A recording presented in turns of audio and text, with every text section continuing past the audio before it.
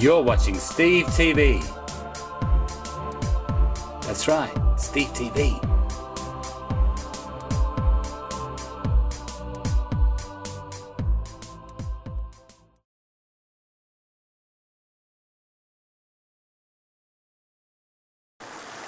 Yes, we are.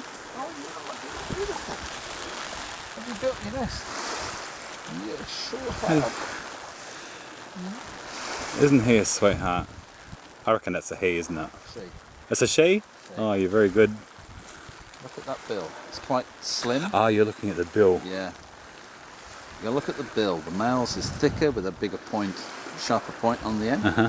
See how slim that bill is? Not such a sharp point. So you're looking really beautiful. They look very healthy, don't they?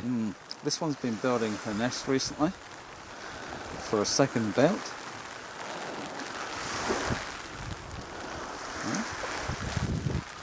Come on, make a noise. It should be very quiet. Let's try another half a step, Steve. I had a bit of a yawn. Okay. You want to try another half step?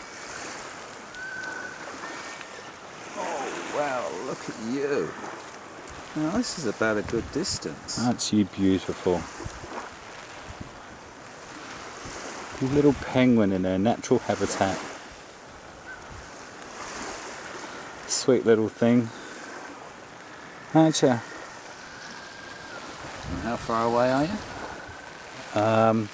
Probably 4 feet, maybe 5 at the most. She's letting you get that close. Yes. She obviously doesn't feel threatened. No. Or she's curious. Well, she's looking, but she's curious, but she doesn't feel threatened. Right, I've had enough. I'm not stupid, it's getting wet out there. You notice we used to tell a lot of people, keep the noise down when you do these. Yeah. Guys, especially when we got kids around. Because they get excited and they And they squeal. can get yeah. But after a while, these guys will I've shouted at some of them. And they get used to it. They get used to the voice. When I was at Phillip Island, I found it really hard to contain my excitement. Even as an adult, I was like, oh! And it just comes out of you. No. Because when you see them en masse, it's pretty spectacular. Yeah, must be. You see 30 of them in clutches every 10 seconds coming up the beach, waddling so adorably, and then doing all their, I think it's called a haka. Yeah. That's what they called it, a haka, or something like that. Yeah. And they're doing their haka and talking to their spouses and they get home. Yeah.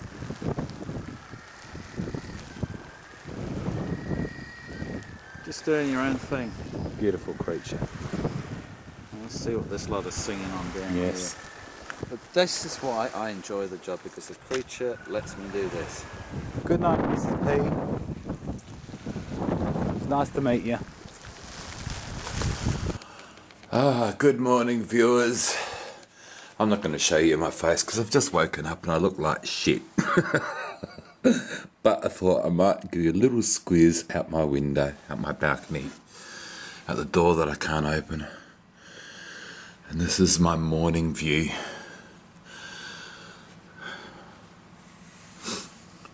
The ocean. You're watching Steve TV. Live from Kangaroo Island.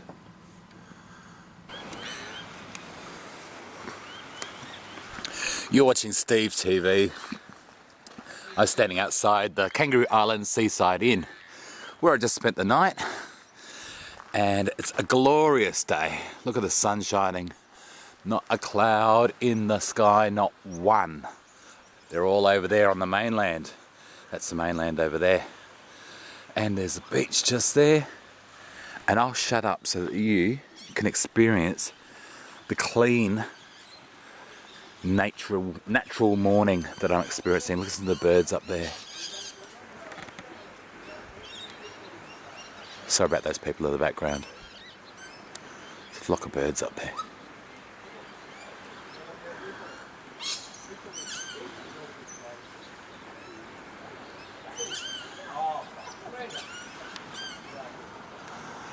Looks like there's a creek running through there as well.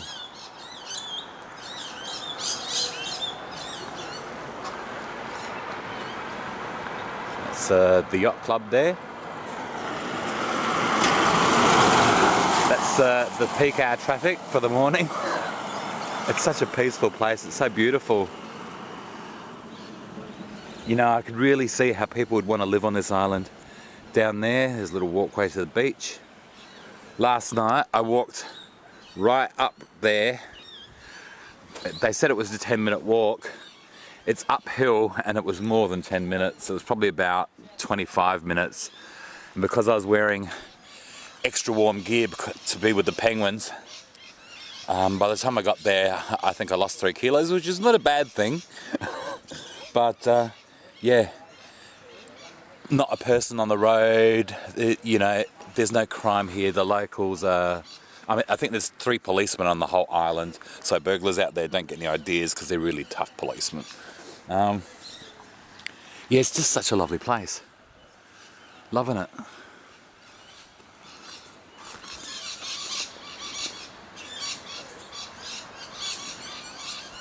Tennis court.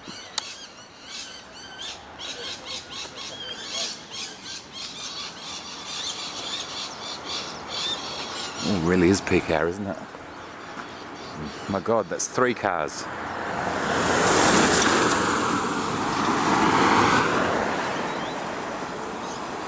It's not even cold this morning. It's just beautiful. Beautiful. I know, gotta find another word. Deal with it. It's breakfast, what do you want? Ask me your money back.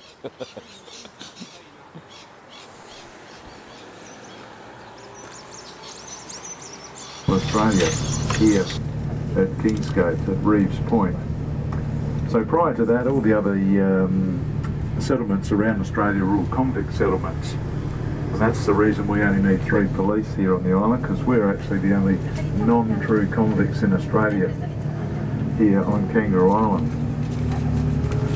But you know, if you go way back to the early 1800s when Flinders first arrived here, discovered there were thousands and thousands of seals. So he had a lot of us sealers move in here, and they were sealing on the island right up until you know, the mid 1800s.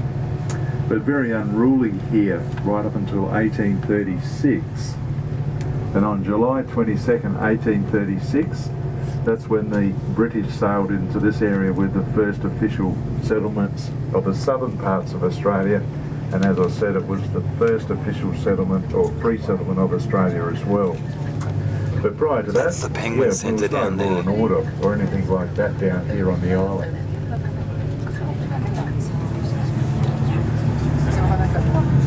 Which family homes have been passed down through the families over the years.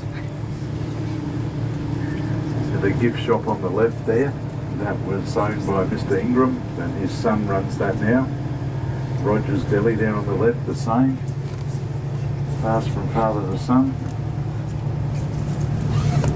And the hairdressers coming up here on the right, well, Richard's father used to cut my hair when I was a wee tacker.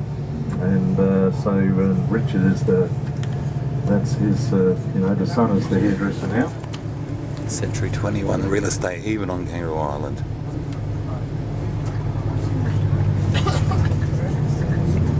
Oh, look at that Kangaroo Island Council building. That'll be old. Oh, that building looks old too, the ANZ Bank. And that looks old too.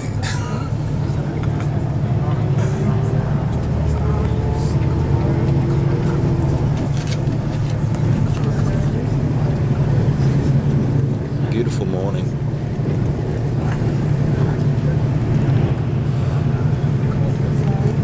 And even the chemist shop here on the left, well, that's Lindley is the chemist in there, and Lindley's father, Mr. Goudet, he was the original chemist here on the island. Backpackers. Organic Connection.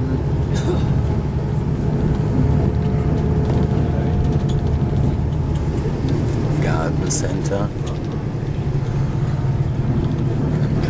town. Look, we even got a pizza delivery man there.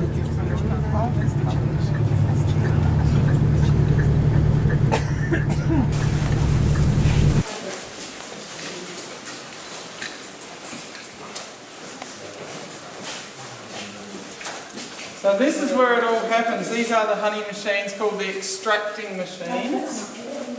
Oh, how are we going? Got everyone? And these are large scale machines. Obviously they look pretty big machines. This is my father's business, and he started out all of this as a hobby. He's a sheep farmer, and he thought, I want to get some honey, I'm going to get my own bees. So he started out 38 years ago as a good idea. His hobby obviously grew and grew and grew and became a business, and finally it has taken over from the sheep. So it's all about honey now, which is great. He still loves honey and still eats honey every day. So the machines have gotten bigger and bigger and bigger. He started out with very small hand extracting equipment, and now he's got to this level, so very big machinery, which is fantastic with 300 beehives to have big machines. It's a lot of work to harvest 20 tonne of honey every year. So this is where we're at today. Now, this is what we want when we take the honey. We want these nice fat full honeycombs. That is 1.5 kilos of honey. When you have a look in the shop, you see little buckets of honey in the shop. 1.5 buckets of honey. There's 9 of these in a box. 300 beehives, 2 boxes off every beehive every 3 weeks. It's a lot of honey. Now I'm going to pass this one around. The trick here is that I've got little handles on it. I'm just holding on to on both hands.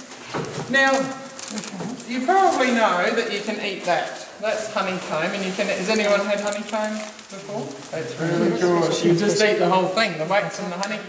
A lot of people like to just suck the honey out of the wax and spit the wax out, but you can just eat the whole thing. It doesn't matter. Okay, so you can do that, but what's more efficient is to extract the honey without breaking it and give the wax back to the bees, and they use it again.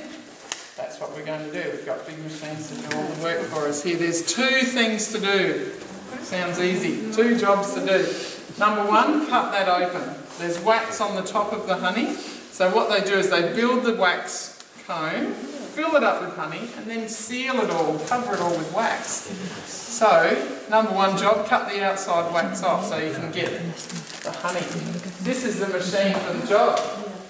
This machine works with heated knives. The trick to cutting the wax off the outside is a hot knife, so you actually melting and slicing at the same time, and you don't damage all the comb underneath. So you can see on the picture here, they start up the top, here, all full up like that one, go down through the knives, come out the bottom, and all the honey's exposed now. Every time you do this, so if you want to have a close look at the machine, you can see the knives in there. There's tubes here for very hot water to be pumped through the knives and heat the knives up, so both sides the knives are heated, and they get pushed through and cut open. Every time you do this, you harvest a little bit of beeswax. So, Loves the camera this time. you can see here, there's a little bit of wax. Thank you. Here we are. So that little bit of wax off of the top, we're going to keep that. This is how we get wax to make candles. A little bit of wax off of the top. So, you've got all these little bits of wax.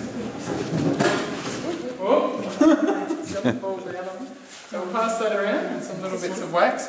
Then you melt down the wax into whatever blocks of wax you want. And now we've got beeswax to make candles.